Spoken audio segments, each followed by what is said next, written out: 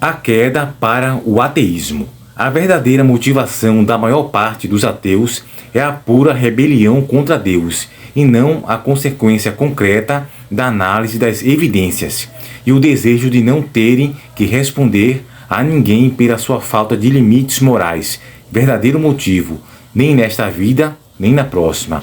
James Spiegel, no livro O Marketing do Ateu, ele disse: a queda para o ateísmo é causada por fatores morais e psicológicos complexos, e não por uma assumida ausência de evidências em favor da existência de Deus. O ateu intencionalmente rejeita Deus, embora isto seja precipitado por indulgência moral e por um relacionamento danificado com a figura paterna. Logo, a escolha para o paradigma ateu é motivado por fatores não racionais, alguns dos quais são psicológicos e outros são morais por natureza. Portanto, os motivos maiores para a rejeição da existência de Deus não são racionais, mas emocionais, morais e psicológicos. No entanto, todos nós temos livre-arbítrio para aceitar ou rejeitar a Deus. Em última análise, seremos julgados por essa escolha. Então, por que o ateísmo é consequência de fatores emocionais contra a moralidade e psicológico e nada racional? Por quê? Vamos verificar aqui algumas razões. A primeira é a emocional.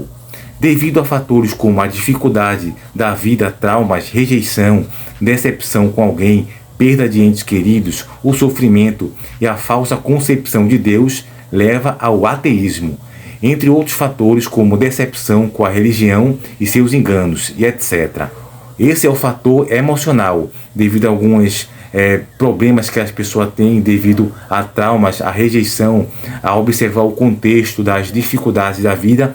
Ele acaba concluindo que não existe um Deus que está administrando, gerenciando tudo conforme sua vontade. Outra questão é a questão moral, pois se Deus não existe, tudo é permitido. Essa questão é aquela que o próprio ateu, em sua mente, ele retira Deus de sua vida, para poder fazer o que quer sem peso na consciência. E convenhamos, o que as pessoas mais querem é que Deus não exista, pois tudo seria permitido.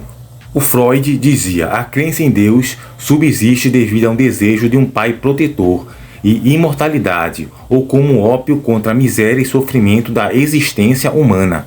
Essa declaração é estranha, dizer que temos falta de algo que não exista. Será que Deus é apenas uma crença, um subproduto da carência humana para o sofrimento? Mas pense comigo, a descrença em Deus também pode ser algo vantajoso. Crer que Deus não existe tem suas vantagens, de acordo com os ateus que retiram Deus de suas vidas. A primeira vantagem: há vantagens na descrença, embora não se aplique a todos os ateus. Há razões às quais muitos não querem que Deus exista, ou pelo menos que ele não passe de uma força cega impessoal. Por exemplo, se Deus não existe, não precisamos prestar contas, nem ser necessariamente morais. E se Deus sai de cena, abre-se uma vaga para: se Deus não existe, ninguém pode me condenar, se eu for esperto e enganar uma pessoa, fraudar sem que ninguém veja. Ou em minha autoconsciência posso ficar tranquilo, que nada me condena, nem eu mesmo, nem a minha hipocrisia. Ou seja, se Deus não existe, não há juízo. Para quem mata, tira a vida de alguém e destrói a família, o matador faz o ato, só terá a justiça terrena para condenar. Isso quando condena. Ou seja, se Deus não existe, vai condenar o quê? Não seria essa a grande questão dos ateus? Continuar dizendo que Deus, o Criador, não existe para ter, no caso, uma condição mais favorável psicologicamente? Ele pode fazer tudo o que lhe é permitido sem ter uma condenação, um futuro juízo na consciência. Então Freud pode estar totalmente enganado. A descrença não seria fruto de uma necessidade psicológica? Então concluímos que crer em Deus também é pensar. Podemos saber que Deus existe ou que há uma forte possibilidade dele existir através de argumentos como o cosmológico, o argumento teleológico, o argumento moral, o argumento das profecias cumpridas nas Escrituras e as evidências da ressurreição de Jesus. E a própria intuição que nos diz que há um Deus e que este universo é um projeto e não fruto do acaso ou sorte. mas não podemos encontrá-lo literalmente em alguma parte do universo, razão pela qual ele nunca vai aparecer como Deus a alguma pessoa da Terra. Para além disso, podemos dizer que Deus de fato já apareceu física e pessoalmente entre nós, na pessoa de Jesus Cristo. Aqueles que viviam na época viram os milagres, e nós que vivemos hoje podemos confirmar que estes milagres aconteceram porque as testemunhas oculares destes milagres não hesitaram em permanecer firmes nestes testemunhos mesmo diante de perseguição e morte.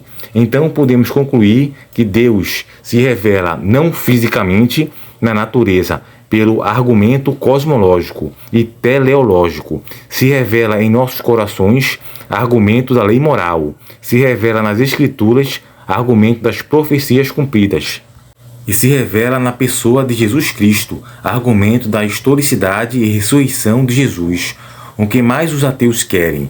Seja lá o que for, de uma coisa podemos ter certeza: eles não têm desculpa alguma para a descrença, pois não é por falta de evidências que eles não creem.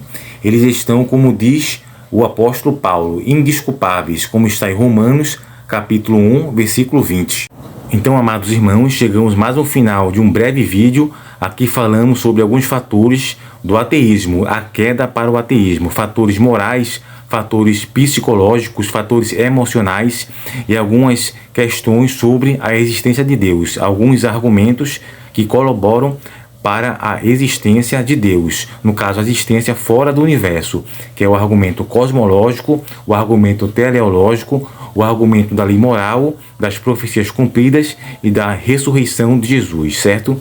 Então, gostou desse vídeo? Curte, comenta e compartilha, deixa seu comentário aqui embaixo para a gente poder interagir, certo? Então, você está convidado a assistir os outros vídeos aqui do canal, certo? Se inscrever e ativar o sino de notificações, certo? Então, que Deus abençoe a sua vida. Até o próximo vídeo.